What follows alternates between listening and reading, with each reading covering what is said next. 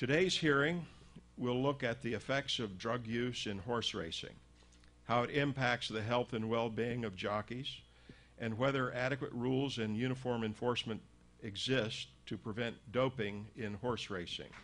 Now recognizes Mr. Glenn Thompson for 5 minutes for an opening statement. Chairman Pitts, Mr. Whitfield, Mr. Gerlach, Mr. Meehan, and Heidi Sturr. I know you did a lot of work on this. I want to thank you. My name is Glenn Thompson. I want you to know it is a privilege to stand alongside you in this effort to clean up the great sport of racing. I've been a thoroughbred trainer for over 30 years. I have never had a positive drug test, and I've been blessed by the fact that I've never had to put a horse down on race day. I recently wrote a book, The Tradition of Cheating in the Sport of Kings, in an effort to return horsemanship and integrity back to the sport of racing. In the book, I claim that a vast majority of trainers and vets are giving illegal drugs on race day.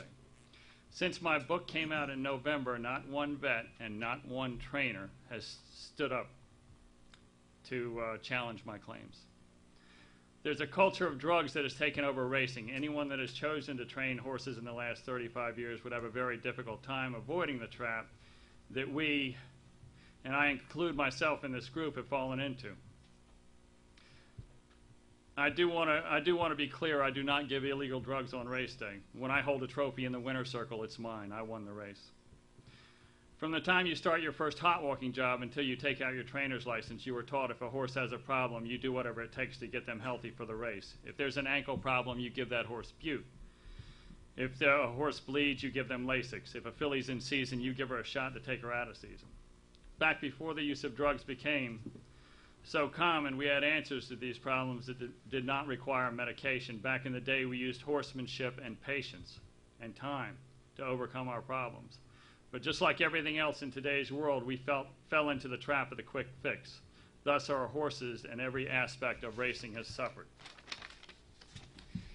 Lasix is the biggest hurdle we have to overcome in racing right now. This past winter, I went for surgery, and contrary to my friend's belief, it was not brain surgery. The doctor stressed that I was not to take any anti-inflammatories within a week of my surgery because it could cause bleeding. Thank God we banned anabolic steroids a couple of years ago, but we still routinely give corticosteroids to the horses very close to the race. One of the side effects for corticosteroids is bleeding. If you took a perfectly healthy horse with a strong set of lungs and gave it to a doctor and asked him to come up with drugs and a plan to make that horse bleed during a race, I would be willing to bet that a couple of his top choices in the drug department would be anti-inflammatories and steroids. The powers that be in racing, the people that we have trusted to make up the rules, have felt for the last 30 years that it's fine to give anti-inflammatories and steroids to horses 24 hours before they race, and then in their wisdom they scratch their heads and wonder why we have a bleeding problem. The plan that I think makes the most sense is to immediately ban Lasix and all other medications for 2-year-olds. If a 2-year-old needs drugs to race, they might be trying to tell us that they want to wait until they're 3 to race. The 2-year-olds that are not bleeding this year will hopefully be able to compete next year, and the 3-year-olds as 3-year-olds without bleeding. It would be a great accomplishment to have a Lasix-free Kentucky Derby in 2013 where none of the horses bleed. In 2014, Lasix is finished for all horses. By this time, I feel we have a better handle on bleeding, and hopefully some research can be done to help the older horses deal with the problems they will face. I highly recommend that the people that love horses and the people that do research dedicate a lot of time and energy into finding a better solution for the bleeding problem. Are we going to have horses bleed with this plan? Yes, we are. Is it going to be difficult? Yes, it is. But we're never going to know if we can climb this mountain if we just stand at the bottom and look up at it. I know some people are going to say, let's just ban it all now for all the horses, and you're tired of waiting for change, but I urge you to look out for the horses. To suddenly stop Lasix when a lot of damage has already been done to their lungs would be cruel, and I feel would see many horses possibly bleed to death on the track. This plan is a good one, and it will work, and most importantly, it looks out for the horses. Now we're going to make a little transition here to the poster boy of bad behavior in racing, Mr. Richard Dutrow. Mr. Dutrow has had a few violations over the years. Okay, so he's had 60 violations over the years. And the racing community wants to ban him from racing for 10 years. I want it known that if all the trainers in America, or the vast majority of trainers in America, had their actual records of what they treated their horses with on file on race day, the vast majority of trainers would all receive 10-year bans. They have just been a little smarter than Mr. Dutrow and not gotten themselves caught. I also want to know that Mr. Dutrow's breakdown record over the last few years, he's only had to put one horse down on race day in front of the crowd from his last 900 starters.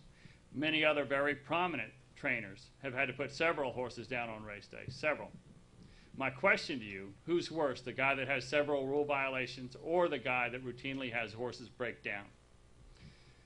I'm going to leave that with you guys to think about. It's a very, very complicated issue. I am, however, going to tell you who should receive a lifetime suspension, and that would be the people that are in charge of the integrity of our great sport. The Jockey Club, the NTRA, the Graded Stakes Committee, the stewards, and the track police are all complicit. They have all been ineffective in helping with the integrity and the drug issues we now face. But the main culprits are the State Racing Commission in the states across America. Their inability to come up with universal rules and their very lazy attempts at oversight, I feel, has led directly to the deaths of many horses and many horrific injuries to jockeys. I honestly feel that if the students in this school got together, they could do a better job. In closing, I wanted understood that I did not enjoy writing my book. I struggled with doing it for years. I do not enjoy looking into some of my friends' eyes and seeing what I now see. I felt uneasy about coming to this hearing and testifying before you. But someone had to do it. Someone had to stand up for the horses, and it is my honor and privilege to do so. Chair, thanks, gentlemen.